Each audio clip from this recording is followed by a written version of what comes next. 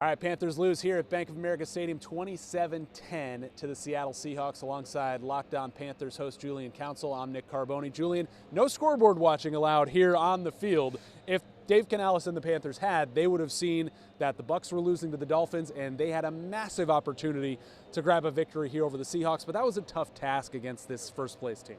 Yeah, I always felt like going into this game, they had a lot in front of them against Seattle because let's be honest, when you look back at the two biggest wins this team had this season against Green Bay and against the Rams, they were aided by turnovers and, quite frankly, two better teams not having their A game and Carolina being opportunistic. Today against Seattle, they got their opportunities with those takeaways in this game. The offense, though, which has been hit or miss most of the season, was a miss today against one of the best defenses and by far the best defense they were going to play. And I still think they're going to play all season long in Seattle. So defensively, I thought they had a chance to get some takeaways. Offensively, what they did today is about what I expected to happen and why it felt like it was a tall task for Carolina to be able to win this game and then, of course, get some help and actually clinch the division today. Obviously, a pretty conservative play calling against this Seattle defense. Does that script get completely flipped next week in Tampa, not only with everything on the line, but against that Bucs defense that has been susceptible? Yeah, I think so. And I'm sure we'll see a similar game plan that we saw last Sunday when they won here at home and took control of the NFC South, which still, even though they lost today, they have a one-game lead. We know it's winner take all next weekend in Tampa Bay. I would expect them to be far more aggressive than they were today in this game against Seattle. And just the looks the Seahawks give them, they played a lot more man. Bryce Young talked about in this game. They were not expecting to see a lot of that from the Seahawks defense. So great job by their coaching staff to adjust and not allow Carolina to execute. I would think the Panthers against a reeling Bucs team that's lost 7 out of 8, 8 out of 10, that's going to be a team they have a lot more success against offensively than against Seattle, one of the better defenses in the NFL. I know we don't want to make every outing a referendum against Bryce on Bryce Young. Sure. But when you see 16 yards passing at halftime, 54 for the game, plus the interception, that's pretty jarring to see in a professional football game, regardless of who the defense is. You want to see a lot more from your quarterback, obviously, especially a guy you took in the first round and gave a whole lot to get there, and a guy you're trying to figure out, do you want to give him an extension this offseason? Do you want to give him the fifth-year option?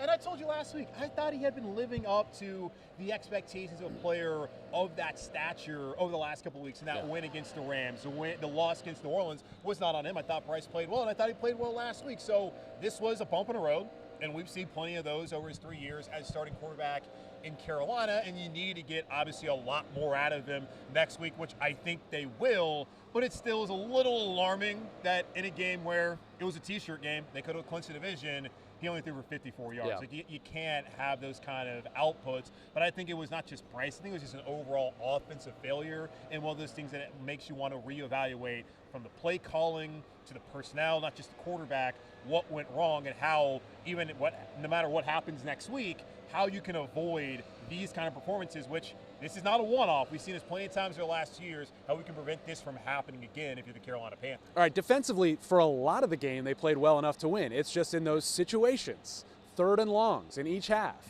not being able to grab two, interceptions, J.C. Horn and Derek Brown. I mean, is this a defense you still aren't sure if you trust or not, even though they have been opportunistic? Well, through 17 weeks, 16 games, I know I don't trust them to get off the field on third down. Yeah. Why would you? They're 31st in the league. There's 32 teams, by the way, for the folks keeping count at home. You're allowing your opponents to convert 46% of the time.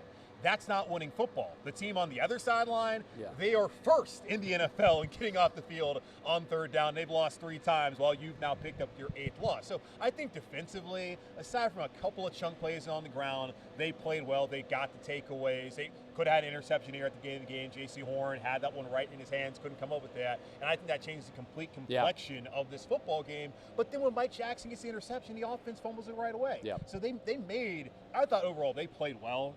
Did they play well enough to win this game? I suppose not, losing 27-10 and not being able to take some advantages of the opportunities that you had in front of you. Derek Brown dropping an interception as well. But I thought at least they came to the fight today prepared, and they're obviously light years better than they were last season, which is why they're even at this point in time where they sit at 8-8 with an opportunity where if they win next week in Tampa, they're going to the playoffs. This is kind of an odd ending to the game, victory formation and a loss with about 2 minutes to go. Listen, if I had 10 complaints or holes I wanted to poke in the Panthers' approach to this game, that wouldn't crack that top 10, but a lot of people had a problem with it. Really? Oh, yeah. Yeah, on social media, people thought it was just the wrong message to send, but I thought just get everybody on the plane to Tampa already. Well, Dave Canales was asked earlier this week if game got out of hand late, would you take out your starters? And he said, I don't know. I'm not really thinking about that, as was evidenced by the fact they didn't even have a score of the Tampa-Miami game here on the scoreboard in the stadium. So he was focused on what was at hand today and realized they have lost JT Sanders for the season with a broken ankle. The game's over.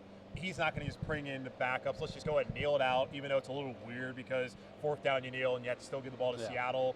He said that he just wanted to get these guys healthy, the ones who were, and get on a plane and go down to Tampa Bay next week, which makes all the sense in the world. I would think for a fan base that's asked a lot of times to tank, why would you be upset that your coach, after when the game's over, would want to save your players and be ready to go next week? So, I don't know. I found that a little interesting that people were upset about that. Just be happy your team's still in a winner-take-all situation after blowing their second opportunity in 3 weeks. All right, Julian, it's all down to Week 18 at Tampa. Based on the Panthers' formula since mid-October, they're due for a win. Do they get it? I think so.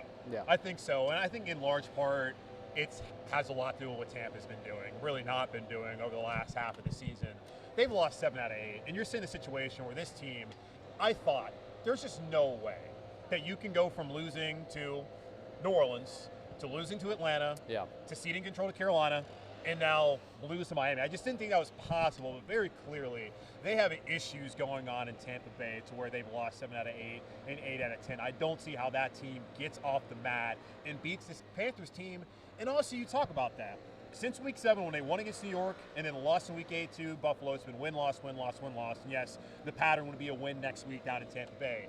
Their DNA has been resilience. It's been the ability to bounce back off of tough Sundays like this one, like the ones against New Orleans, like they had early on in the season against New England and against Buffalo, and in rising to the occasion. So I do think that next week, even if there's plenty of people out there who would be resident to trust this Panthers team that couldn't beat the Saints and couldn't take advantage today, I think that next week, considering all that Carolina's been through this season, what they've built towards, and where Tampa's headed, that Carolina gets it done down in Tampa Bay, and they're division champs for the first time in a decade. You know, you got to play a team twice in 3 weeks. They saw what you did to them here. What can they replicate from that win in Week 16 again in Week 18?